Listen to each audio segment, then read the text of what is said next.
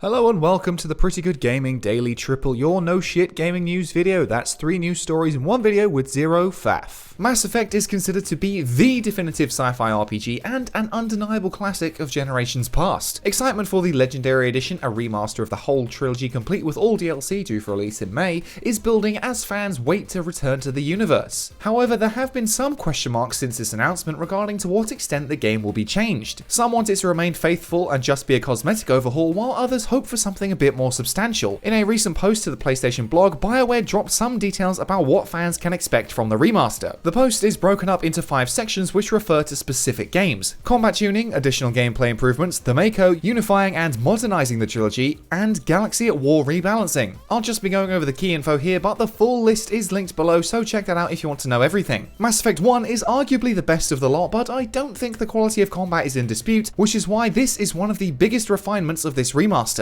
The post describes changes to mechanics like weapon accuracy to bring gunplay closer to that of 2 and 3, but also provided this lengthy list. Ooh, okay, here we go, come on. Shepard can now sprint out of combat, melee attacks are now mapped to a button press rather than automatically occurring based on proximity to an enemy, weapon accuracy and handling has been significantly improved, all relevant enemies now take headshot damage in the first game, ammo mods, anti-organic, anti-synthetic, etc. can now drop throughout the whole game, all weapons can be used by any class without penalty, weapons cool down much faster, Medigel usage has been improved, inventory management improvements, some abilities have been rebalanced, and weapon powers, i.e. those that are unlocked on each weapon's type skill tree, have been improved. Oof, that was a pretty long list, and it was almost as painful as the original game's combat. Up next was additional gameplay improvements, which again focused on bringing all 3 games closer together by tweaking certain enemy behaviors and encounters, rebalanced XP, and increased the drop rate of ammo for Mass Effect 2. The full list of changes is as follows, and fortunately it's about half as long as the last one. Squad mates can now be commanded independently of each other in the first Mass Effect, the same way you can command them individually Mass Effect 2 and 3. Some bosses and enemies in the first game have been tweaked to be fairer for players but still challenging. Cover has been improved across the trilogy, additional cover added to some encounters, entering and exiting cover is now more reliable, XP has been rebalanced in the first game, and ammo drops have been rebalanced in Mass Effect 2. Next came changes to the Mako, the much maligned vehicle from the first game, which is meant to be a kind of APC or tank, but instead felt more like a hot air balloon. It's been given a speed booster and its physics have been recalibrated. Thanks, Garrus. Can it wait for a bit? I'm in the middle of some calibrations. This list is also mercifully concise. Improved handling, physics tuning improved to feel weightier and slide around less, improved camera controls resolved issues preventing the Mako from accurately aiming at lower angles, shields recharge faster, new thrusters added for a speed boost, its cooldown is separate from the jump jets, the XP penalty while in the Mako has been removed, and touching lava no longer results in an instant mission failure and instead deals damage over time. After the Mako came changes to modernize the game with upgraded customization as well as general visual enhancements and bug fixes. This list, not unlike my waistline, is also on the thicker side. New unified launcher for all 3 games, updated character creator options, FemShep from Mass Effect 3 is the new default female in all 3 games, the original FemShep design is still available as a preset option, trophies across the trilogy have been updated, integrated weapons and armor DLC packs, and additional gameplay and quality of life improvements. Finally, the post discussed the Galaxy at War rebalancing. Galaxy at War was a feature that allowed you to manage resources across humanity's war effort against the Reapers and is an essential part of your success or failure. Aspects of the original Mass Effect 3, such as multiplayer or the companion app, will no longer have an effect on Galaxy readiness, and the best way to be prepared is just to play as much content of the games as possible. The trilogy's controversial ending has been replaced with the extended cut ending, which now serves as the default, and behind the scenes fixes to the Paragon Renegade system should make it easier for you to make the decisions you want to. I don't care how good you are in the game, if you don't punch the reporter, you're doing it wrong. Costing hundreds. I've had enough of your disingenuous assertions.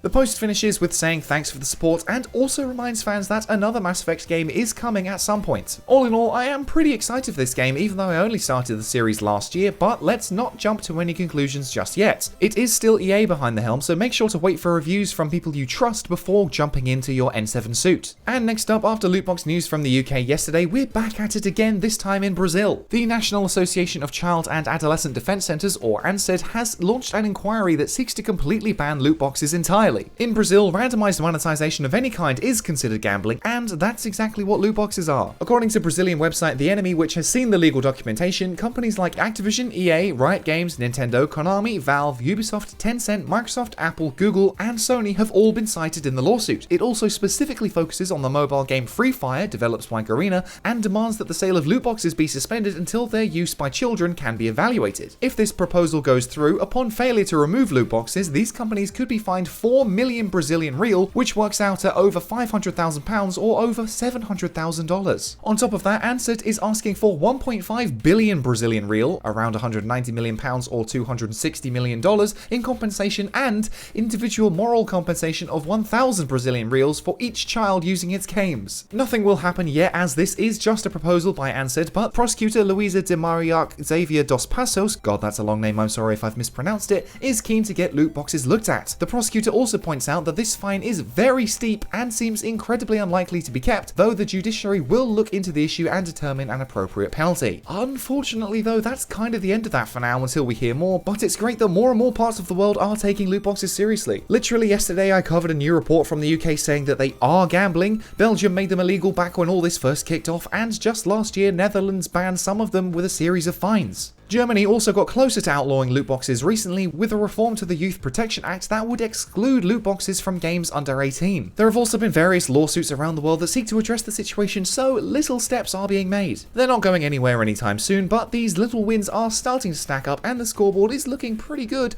Just gotta keep this momentum going. We all want them out of gaming entirely, but in reality that will probably never happen, so for now we have to just settle with the kids gambling angle. All the worst offenders are in kids games anyway, so once all of those are scrubbed, the rest may just fall away into irrelevance over time. Well, perhaps that's a bit optimistic, but I don't care. I like reading that loot boxes are getting the kick in the arse. It makes me happy. And finally, with the world still screwed up from various lockdowns and quarantines, the world of live events is still very much up in the air. E3 is the biggest event in the gaming calendar, and after being outright canned last year, its future was in an even more precarious spot than it already was. However, 2021 show will go ahead this year, as it has been backed by Nintendo, Xbox, Capcom, Konami, Ubisoft, Take-Two, Warner Bros. And Koch Media. The event will run between June 12th and June 15th entirely online, though the plan is still to have a physical presence in 2022. Stanley Pierre-Louis, president and CEO of the ESA, which is the company behind E3, said, "For more than 2 decades, E3 has been the premier venue to showcase the best that the video game industry has to offer while uniting the world through games. We are evolving this year's E3 into a more exclusive event, but will still look to excite the fans with major reveals and insider opportunities that make this event the indispensable center stage for video games. Many of the big boys in the industry are going to appear, but notable absences include Sony and EA. Both of these companies have done their own thing for the past few years rather than going to E3. Since this is the first E3 since a console launch, it should, in theory, be a pretty big show, but given the state of the world, things might be a little different this time around. I know lots of people hate E3, hell, I've even been accused of it myself, but personally, I've always enjoyed it as a moment for everyone to come together